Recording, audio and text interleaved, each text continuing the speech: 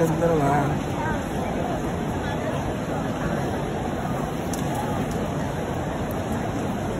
Hello everyone, parents and guardians. May it symbolize the light of knowledge, the warmth of compassion, and the guidance of wisdom that travels through abundance. A reminder that your effort have not gone unnoticed. My dear Daniel Batch, I now invite you to stand and take 7 minutes to read your letters and present the gifts to whom you are with today.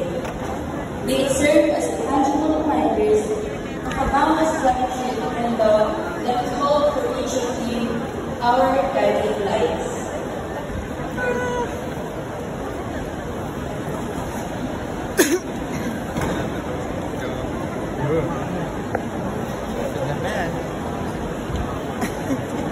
Mababasa mo ba lang yan? Basta naman. Hindi na ba? Ha? Start. Start na. 7 minutes daw na. 7 minutes. Pwede ka na mamukuan. Tabi lang po.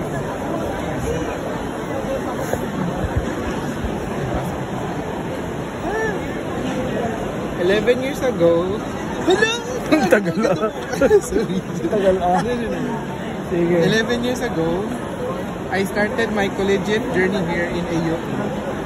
Looking back, I didn't realize. Ulit. 11 years ago, I started my collegiate journey here in AUP.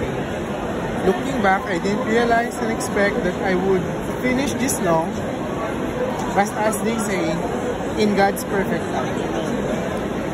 Through it all, both of you walked beside me as I trekked this college journey. Growing up, I learned to realize, see, and experience the hardship it took for me to come at this moment. And with that, I have opened my eyes and mind to perceive your hard work with understanding and genuine empathy. In all honesty, it has not been easy for me and for you too. Both sides, we have experienced challenges and hardship in different forms, such as financial issues and struggles, misunderstandings, and outside factors we cannot control.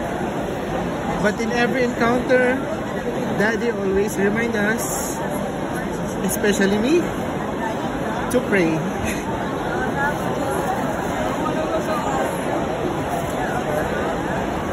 Reconnect with God and to ask for strength. And immediately He opens His channels of blessings by using unexpected methods.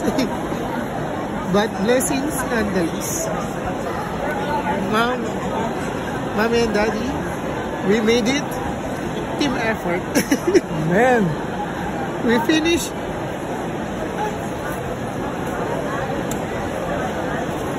Me finishing my degree and being the person that I am today is a testament of your hard work and perseverance.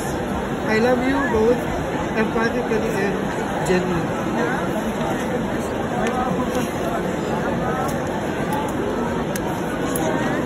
Thank you.